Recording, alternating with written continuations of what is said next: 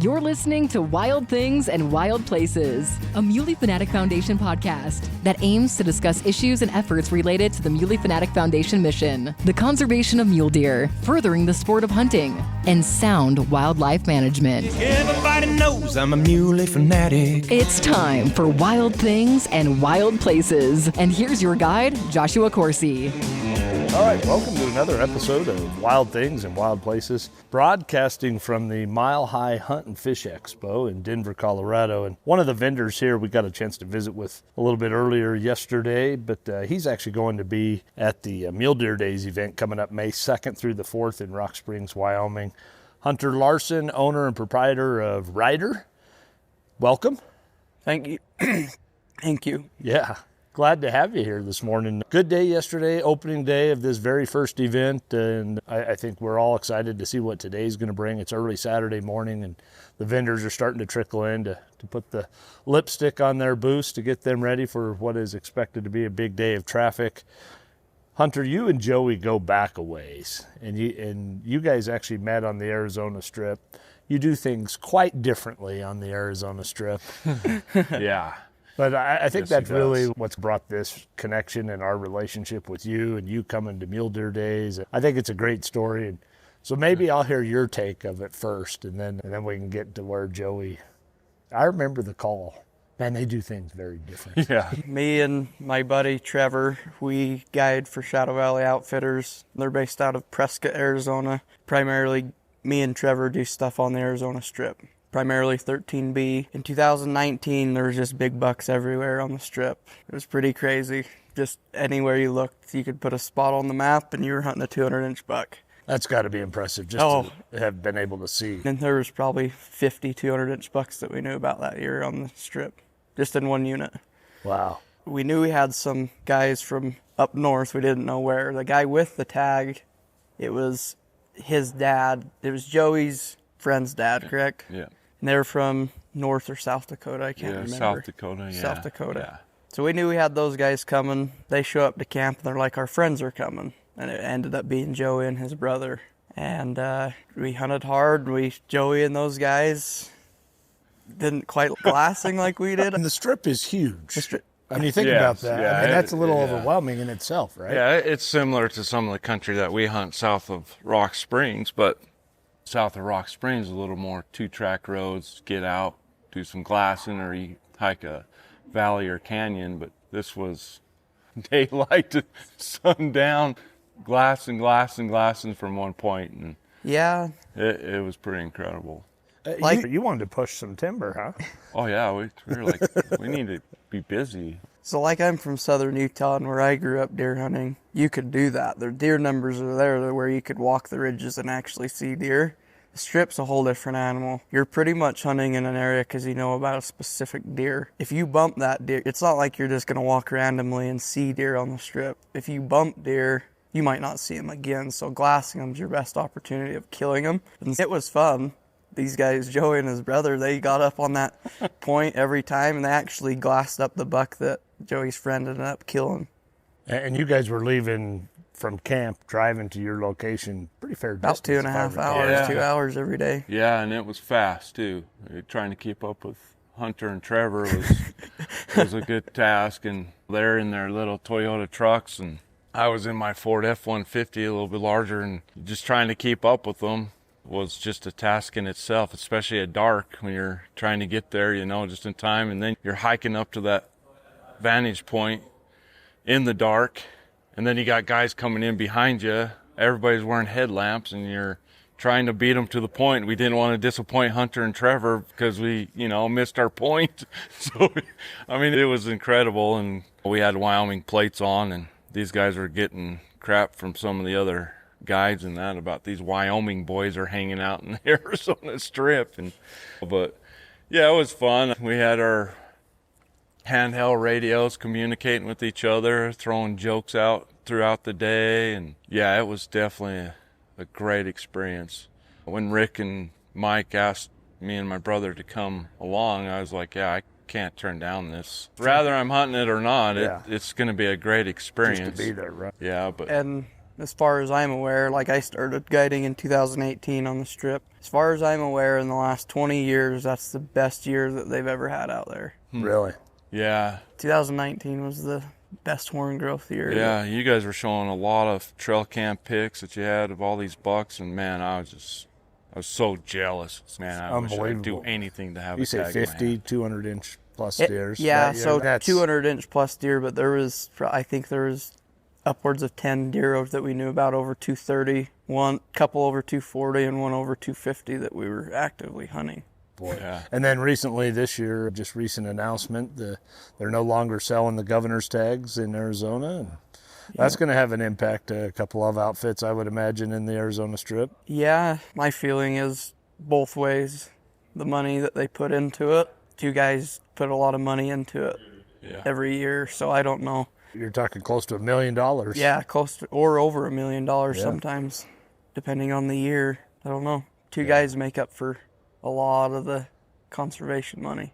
Yeah. Well, the cool thing is that's the connection of how this relationship or this connection with you got to be, but it's really the terrain, the hunting, you trying to keep up with the Toyota Tacoma that really prompted you developing something that you have now turned into a product that is very much a needed product within the industry for sportsmen, but I could see this having crossover needs for law enforcement, whether it's game wardens or Forest Service, BLM rangers. I think there's even probably a military application that could be had with this. I think you've got something very unique, and I want to get right to it, Hunter. I want to talk about it.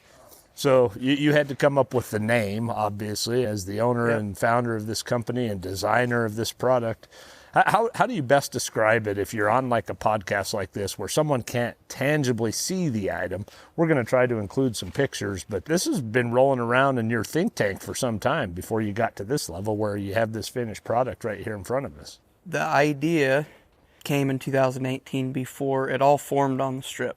The whole idea formed on the Strip the year before I met Joey. So that's when it started, but we've all had the problem. So to summarize this, if you've ever had a gun in your truck and you've not had it in a case and you're just going from spot to spot to spot, glass and spot, different ridges to get in the side by side or in the truck, there's always, you either have to throw your gun in a hard case and throw it in the bed of the truck, or you just hold the gun in between your legs. Or some people will try to jam their gun in between the seats and center console. And just people beating up my truck, clients beating up my truck with their turrets on their scope was getting old. And so what it is, it's a piece of plastic, it's HDPE, and it slides in between two seats or seats and center console. And attached to that, it has a bracket that swivels over 180 degrees to where you can turn the angle on it. And attached to the top of the piece that goes in between the seats and the center console, there is pretty much a rifle clamp that you'd see for a shooting tripod. That's attached to the top of our piece that slides in between the seats, and that's what clamps onto the gun. And this was something that you just, after miles of two-track driving, thought, I got to come up with something.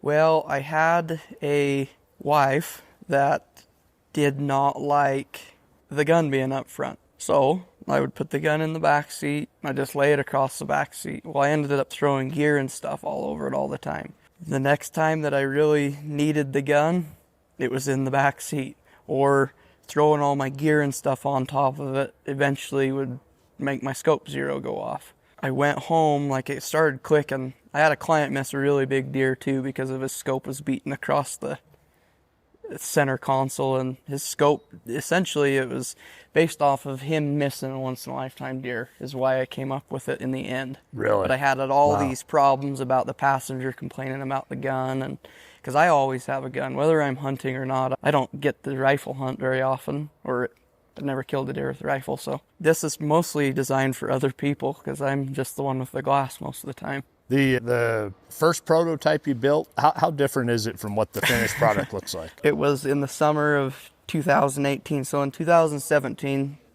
the client had missed the deer. And I didn't really do anything with it then. I just thought that's when it sparked.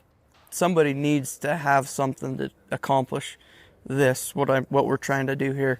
In the summer, I was doing trail cameras. That's when they're still legal in Arizona. And me and Trevor would do 300 or 400 miles a weekend. We had over 100 trail cameras between the both of us, so we had roughly 200 trail cameras out. So hundreds of miles of dirt road on the strip. And I was driving, and I just had my gun sitting. There's nobody in the passenger seat, so I just had the gun sitting there, the barrel in the floorboard, just like a coyote gun, a 22 250. And I go around a turn and hit a bump, and the gun just slams against the truck. Like a brand new truck, like it just slams the scope. Just hit the bump and turned at the same time, and the scope just hit the truck. And I was just like, man, that was like, it made me cringe. It was a hard hit.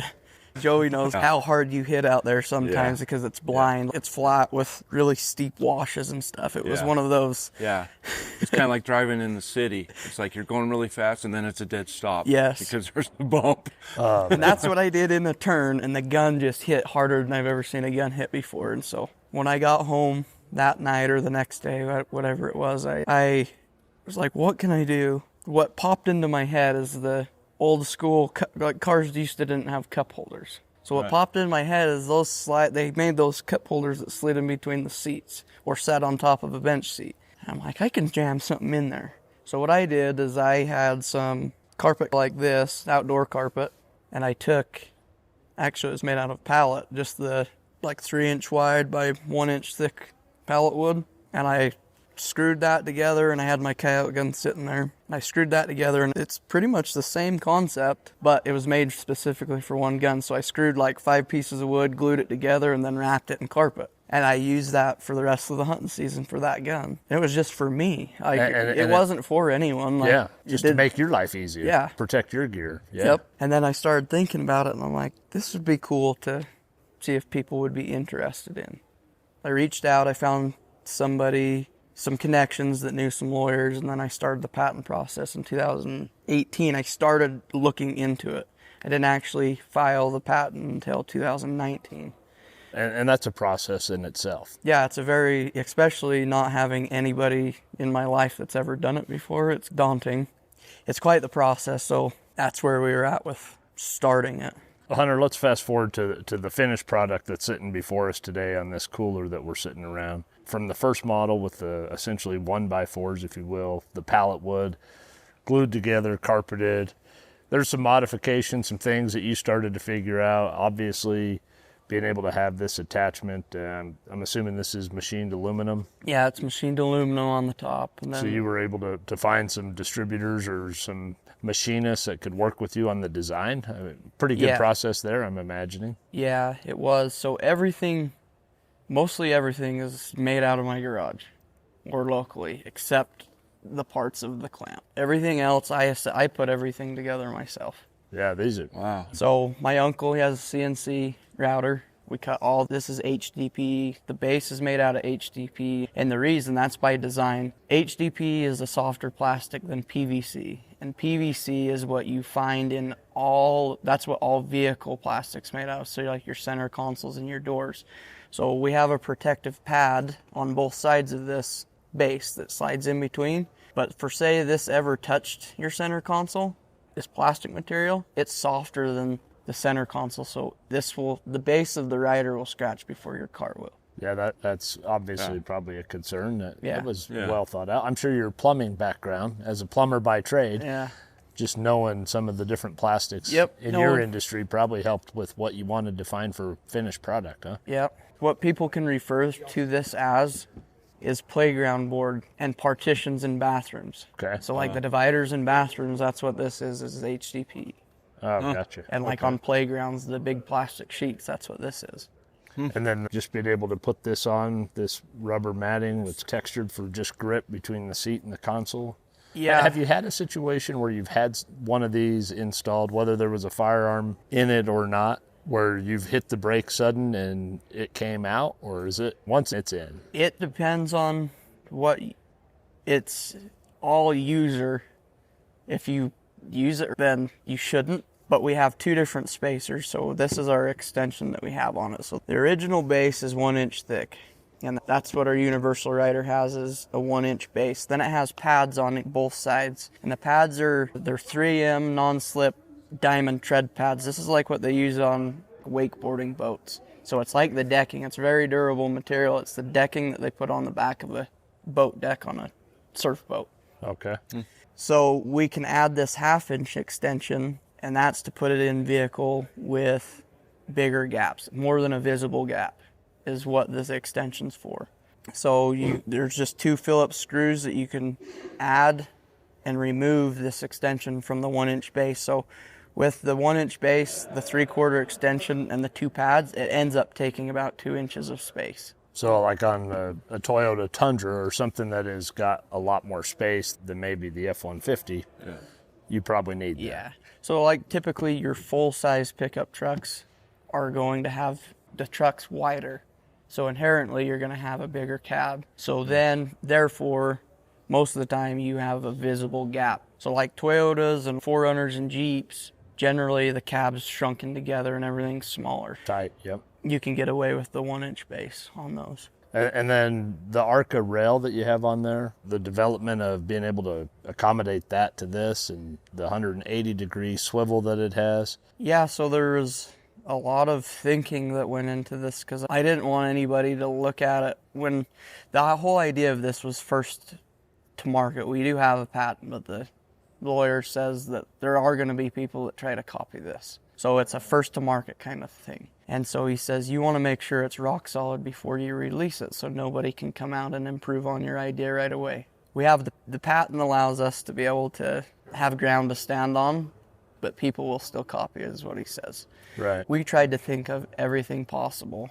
And this machine clamp, it's pretty much, this is how you adjust. This is pretty much the heart of the whole thing to be able to adjust your angle. So this adjusts for different seat configurations or barrel lengths and be able to switch it from driver's side to passenger side. This clamp is what you would see, or it is what you would see on most bipods. So it's like how you would tighten a bipod, like a Hatch Out West bipod or like an Atlas bipod. Once you have it tightened, you can pull on the spring and move the lever out of the way. And that's by design so it doesn't hit the seat. And so you can get it, or it doesn't hit anything that it could get in the way of. Then holding the clamp on is a 1/4 3/8 tripod plate screw. That's by design as well. It will fit. You can use these screws to adapt the clamp to any floor plate of a tripod. So the screws are even by design. Why I use 1/4 and 3/8, because some only have 1/4 and some only have 3/8. Gotcha. Yeah, I was thinking ahead on that for sure. So then the bottom of the clamp, we wanted this to be dual purpose. Our clamp isn't light. It's made out of aluminum. We want this to be heavy to be able to go in between the seats and stay where it wants to be. Our clamp is still under a pound, but there's definitely other clamps out there, and they have patents on them because of the material they're made out of. They're lighter. The ARCA rail and our clamp coming off is, we have an ARCA rail machined in the bottom of our clamp. That's not really what we're trying to do. We're not selling shooting clamps, but it is dual purpose. You can take the clamp off and put it onto a tripod as well. I think there's a big benefit there. Actually. Oh, yeah, absolutely. Yeah. Obviously, you did too. Yeah, I thought it was a big benefit, and people, we have people just buying clamps a lot just because I guess they're competitively priced. We're mostly direct to consumer. Right. And so I price them where I feel is fair, and it ends up being lower, and people like the quality over some other ones, I guess. So yeah, of just Hunter, the clamp. I'm impressed, man. I know there's been way more thought and time and equity put into this than we can really express, but I think you've got this dialed in. I think it is a result of a tremendous amount of effort on your part. It seems to me that this has more impact for its universal use than just a long arm. You've got pictures where you're using it with bows, but you talk about shotguns, even tripods themselves. When you're wanting to put something and have it be stored and not be moving around and banging around in the truck, this is the answer. It's going to be hard to envision what I'm talking about here, but there's a fishing opportunity there here. is. The angling community can get on this. It's really weird. There'll be guys that they'll break down their fly rods and they'll have them in a nice sage hard case, right? Yeah. I get pictures of guys using these to hold their case so their case isn't rattling around. Sure. With the rod in it. Like, yeah. I'm that guy. I'm the guy that if there's a rattle, I'm off the exit and I'm figuring out what the rattle is before I continue my trek. I'm just not a rattle guy. When I saw this, I was like, man, it's probably one of the greatest ideas that someone come up with for a hunter, for sure, man. Well, let's talk about where folks can get it. Obviously, you're going to be at Mule Deer Days. Yep. And you're going to have plenty of product on hand. You've already been yesterday, opening day here at the Mile High Hunt and Fish Expo. You had a good day yesterday. Once the concept resonates with them on its application for their needs, it's an easy sell, I would think. Because people are like, man, this is a tool in the toolbox. Well, yeah, people see it. If I had $1, it's not quite a penny yet, but if I had $1 for every time somebody said, why didn't I think about it? I wouldn't be having to do this. You wouldn't be selling it. I wouldn't have to be selling it. So you offer two options. The option one without the extension, and then with the extension, depending on the need of what the spacing is within your console. I imagine there's quite a bit of interest for those with a side-by-side for this application as well. There is. They don't market it for side-by-sides because I don't want anybody to be disappointed. Right. But if they look into and see how it works or know somebody that has one, or as long as there's a split in the seats or in between the side-by-seats and center console, I know it will work in a lot of them, but we don't advertise it because they change so much. Right. I don't want anybody to feel like they've been misled in any type of way, so it will work in a lot of them, though. It will, okay. Hunter, you mentioned consumer direct, so if someone wants this product, online's the best way. I mean, you're out of St. George, Utah, right? Yeah. Yep. But you go to rydrindustries.com? Yep. Or rydr.industries.com? Yep. Okay, and that's RYDR .industries.com. We'll put a link in the description here for the podcast so you can reach out online, but you can also reach out and contact Hunter directly. The contact information will be on that website as well. If there's a need for replacement parts or additional products. Yep. I'm just thinking that you're at a very early stage of really it's a distributorship, but eventually you got to expand from the garage, I'm thinking, with a product like this. Yeah. I could see law enforcement agencies, especially in rural areas or even state agencies with game wardens, that this is going to be something that once it catches on, do you ever envision this getting to a point where you have to have someone else actually doing the manufacturing because you wouldn't be able to keep up with the ordering? Or yeah, are you close to that? That's how we were. So my cousin Stetson, he had another opportunity that he moved to Oregon with his girlfriend, but from the date we released it, May 1st of last year, he had a full-time job doing this. So now I have 2 full-time jobs. I do this and run a plumbing company. But for the last year, he's been running this for me. With me. Oh, that's great. I want to say one thing about it, though. Yeah. The number one thing that I also hear is it's a road hunter's dream. That couldn't be anything but as far from the truth as possible. If Joey can attest to it, he's been in the mountains with me. Yeah. I don't do any road hunting, really. No. I hike more than I'd put my legs against anyone else. The whole idea is to protect your gun and not have to throw your gear on top of your gun every time. That's really the main concern. And going from spot to spot without, like I would put a Pelican gun case in the back of my truck in the bed because it doesn't fit in the cab. Right. So that's your only option, or throwing the gun on the back seat and throwing all of your backpacks and gear on top of your gun if you don't want to hold it in the front. People say awesome. It's a road hunter's dream, but if they're road hunters, I guess let them have it, but that's not what it is. Yeah, I mean, I know some avid coyote guys that are just this is going to be right up their alley. Aren't we giving some of these away at Mule Deer Days? Yes, we are. Sweet. Yeah. Yep. And so let's talk about the price. We haven't touched on that. Yep. So you have 2 different prices, but it's really just because you're buying the additional spacer for the extension that. Yeah. So the base, what we just call the universal gen, it's $199. And that's with the 1-inch base, the 2 pads, the whole setup's $199. At any point, you can either add the base extension, or every single one of them, they're not made differently. So every 1-inch base has the ability to accept the extension at any time. They're all pre-drilled and tapped. And then with the base extension, the universal Gen 2 Rydr with the base extension, it's $229. Okay. And that comes with 2 extra pads, just so if you need to remove the extension and go back to the original base, you have the ability to do. Hunter, great job on this, man. I think it's fascinating, but I also think it's very intriguing just to see how the wheels were turning in your own noggin to be able to get to this. And you have to be pretty darn proud when you look at that finished product now. And there's a lot that I'm still changing. Like right now, we're working on milling different parts out to change that.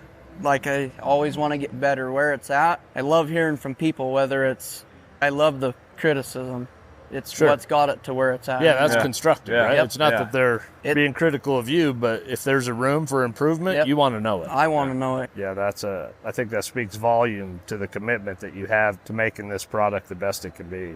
Yeah, I'm looking forward to hearing the feedback at Mule Deer Days from folks that we get to be able to have regular interactions with it. Yeah. So, man, and can't you see that, the application for that, if you could get that in front of the right people? Well, that's why I for sure knew he was going to be good for Mule Deer Days. It's right up everybody's alley in that part of the country. And that's why I knew he should do very well there selling this product and that. But So the patent process, I know a little bit about that. It takes a little bit of time. Doesn't necessarily, once you start that process, doesn't mean that you're getting emailed a patent. There's a pretty good process to that. And where are you at in that? Officially filed, on our utility patent, officially filed, I think we're on 2 years. So I've been working on it, like I said, since 2019.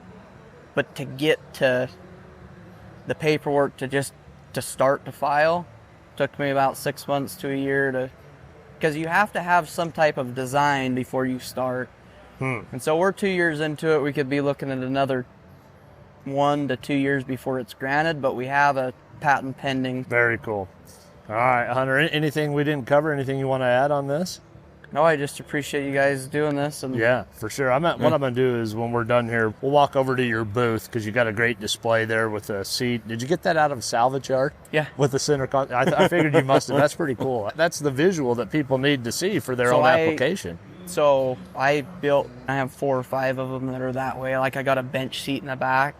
Just at the smaller shows, I just don't have the room, or just when it's going to be me. But I got a bench seat so I can show how a bow works in the back seat.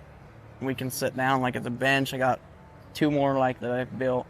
Nice. Well, we'll get a picture over there so we can include it with this. We'll be sure to include the website and the phone number. Yeah, Hunter, I think it's great. Again, if you're interested in this product and you're not going to be able to make it to Mule Deer Days, which I'll say again, that would be a shame. Yeah. But if for some reason you can't, work schedule or other conflicts are in the way, check this out online. And again, it's Rydr, and the logo on this is a capital R with a really nice deer shed as the Y, and then a capital D and a capital R.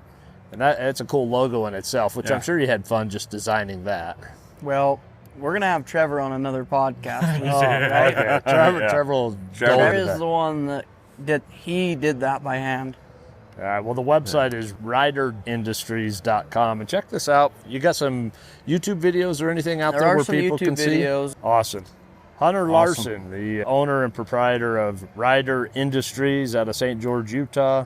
This is a great product and a great dude, just in who you are and what you represent. And I think that people want to support that. Meet good dudes and guys that are genuine, guys that have integrity and came up with something that truly was designed to be something to make your life a little bit better or a little easier, and then now you're able to really pay it forward. I'm sure there's a cost involved, but look what benefits it provides to others. So very cool, Hunter. Thanks, man. And I couldn't do this without all my friends. They just give their time all the time. Nobody asks for anything in return. Trevor, Stetson, Jackson, and all my family, really. Yeah. Like, nobody, I had to work in this in silence for 3 years. I didn't tell one person in my family. Really? Yep. Yeah. Just keep this under wrap, huh? Yep, for 3 years without saying a peep to anybody. Nice. Awesome. Hunter Larson, rydrindustries.com. Check this out. Happy trails. And that wraps up another episode of Wild Things and Wild Places. But remember, the journey doesn't end here. Make sure you never miss out by subscribing.